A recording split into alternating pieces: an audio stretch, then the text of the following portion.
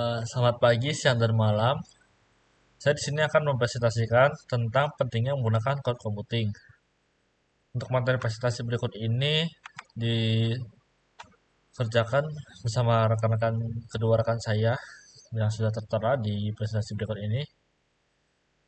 Baik, kita mulai ke poin pertama, yaitu apa itu cloud computing. Nah, cloud computing adalah teknologi komputasi yang harus mulai Anda manfaatkan, baik sebagai individu ataupun bisnis. Cloud computing di zaman sekarang sangat dibutuhkan serta dapat digunakan dimanapun dan kapanpun. Cloud computing sering digunakan perusahaan besar yang ada di Indonesia dan belahan dunia untuk melakukan penyimpanan data, lalu komunikasi antara beberapa pengguna untuk berbagi dan melakukan pekerjaan secara bersamaan, dan sebagai pengelolaan data dalam perusahaan. Lalu model deployment cloud model. Nah, di sini terdapat tiga model, yaitu private cloud adalah salah satu model komputasi yang menawarkan lingkungan kepemilikan yang didedikasikan untuk keperluan dan kebutuhan satu entitas bisnis. Dan berarti yang dapat mengakses private cloud hanyalah satu entitas itu saja. Dan yang kedua adalah public cloud, salah satu model komputasi yang paling sering digunakan dan dapat digunakan dimanapun kapanpun kita berada, asalkan tersedianya koneksi internet. Terdapat hybrid cloud yang merupakan model komputasi gabungan antara private dan public cloud. Di hybrid cloud, aplikasi dan beban kerja data dapat berbagi sumber daya antara penerapan private cloud dan public cloud berdasarkan bisnis organisasinya, kebijakan teknis seputar keamanan, kinerja, skalabilitas, biaya, dan efisiensi. Lalu perkembangan cloud computing di Indonesia. Nah, cloud computing sendiri mulai masuk ke Indonesia pada saat Amazon dan Google memperluas bisnis retail web mereka hingga ke Indonesia. Pada saat itu, Amazon mengeluarkan Amazon Web Service yang menyediakan layanan private virtual server, database management system, cloud storage, dan lain-lain. Terus setelah Amazon mengeluarkan Amazon Web Service, Google juga tidak mau ketinggalan. Google mengikuti jejak Amazon dengan mengeluarkan Google Cloud yang memungkinkan perangkat hardware dan software untuk koesis dan dapat bekerja berdampingan secara remote pada beberapa macam data server. Lalu cara kerja dan perangkat cloud computing. Nah, cara kerjanya di gambar sebelah kiri saya sudah terdapat gambar server, virtual desktop, software platform, application, storage, atau data. Nah, kelima gambar tersebut merupakan contoh-contoh layanan yang ditawarkan oleh cloud computing. Nah, layanan tersebut dapat diakses menggunakan apa? Terlebih dahulu, kita harus memiliki router atau jaringan internet. Lalu, router atau jaringan internet tersebut akan mengalirkan pelayanannya ke beberapa macam perangkat, yaitu komputer, tablet, HP, dan printer. Lalu, kegunaan switch di sini untuk apa? Nah, switch itu untuk memperluas jaringannya. Lalu di gambar sebelahnya ada cloud computing dengan gambar eh, satu entitas yang saling mengelilingi ya. Nah, di sini maksudnya itu dalam satu server cloud computing itu dapat diakses oleh berbagai macam perangkat dan perangkat-perangkat tersebut dapat saling berhubungan satu dengan yang lainnya. Terus ini dapat beberapa keuntungan cloud computing, yaitu penyimpanan yang terpusat pada server. Berarti teknologi ini memudahkan usernya untuk melakukan penyimpanan data secara terpusat, yakni terpusat pada satu server sesuai dengan layanan yang sudah disediakan oleh perusahaan pemilik cloud computing. Lalu keamanan datanya juga sudah merupakan keuntungannya, yaitu dengan teknologi ini menyediakan jaminan keamanan pada data yang disimpan.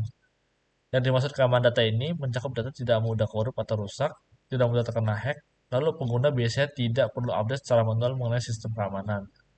Biasanya penyedia layanan ini sudah mengupdate sendiri mengenai keamanan datanya dan juga jaminan standar internasional. Nah, untuk contoh keamanan data ini eh, kita misalkan menggunakan Google Drive. Yang Google Drive itu kan sudah kita ketahui keamanannya emang cukup ketat ya. Nah, kita tidak pada saat kita menggunakan Google Drive, kita hanya sebagai piranti ketiga. Nah, yang bertugas untuk mengupdate dan mengatasi permasalahannya hanyalah sang penyedia layanan. Lalu murah dan berjangka panjang. Nah, dengan adanya cloud computing, misalnya kita ingin membuat server, kita tidak membutuhkan hard disk eksternal atau maupun komputer karena sudah ada media penyimpanan yang berupa server.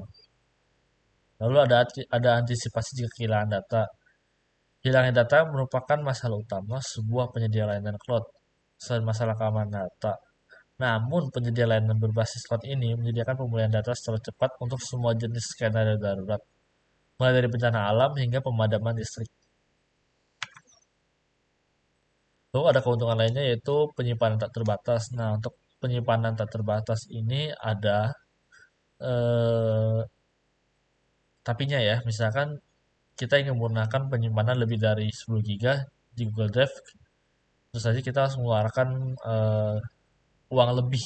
Nah, tekan penyimpanannya, pada saat penyimpanan ini memiliki kapasitas yang tidak terbatas untuk menyimpan semua jenis data di berbagai jenis penyimpanan data cloud. Namun, nah di sini biasanya semakin banyak penyimpanan akan semakin mahal juga untuk biayanya. Tetapi dengan semakin tingginya biaya yang dikeluarkan, maka juga semakin aman untuk penyimpanannya. Lalu perbandingan harga sewa cloud. Nah, di sini saya sudah menuliskan beberapa harga-harga dari sewa cloud di berbagai macam aplikasi. Pada umumnya, sebuah penyedia layanan cloud memiliki fitur dan aplikasi untuk mensinkronisasikan data antara server yang menjadi tempat penyimpanannya dengan komputer atau peralatan yang diintegrasikan ke dalamnya. Dengan adanya fitur sinkron ini, proses backup data bisa berjalan secara otomatis pada background. Nah, ini beberapa aplikasi dan harga sewanya. Yang pertama adalah Dropbox. Dropbox ini berdiri pada tahun 2007. Pengguna layanan ini sudah lebih dari 50 juta orang pengguna dari seluruh dunia. Untuk biaya sewanya yaitu 2 GB gratis, 50 GB 20 US dollar per bulan atau 100 US dollar per tahun. Untuk 100 GB-nya 20 US dollar per bulan atau 200 dolar per tahun. Lalu untuk versi tanpa batas 759 US dollar per tahun. Dan biasanya untuk versi ini digunakan oleh lebih jadi satu orang ya. Misalkan untuk 5 orang, setiap orang dikenakan biaya 125 US dollar per tahun. Lalu ada Google Drive. Nah, Google Drive ini merupakan salah satu penyedia layanan cloud dari perusahaan besar Google yang dilengkapi dengan sejumlah fitur unggulan.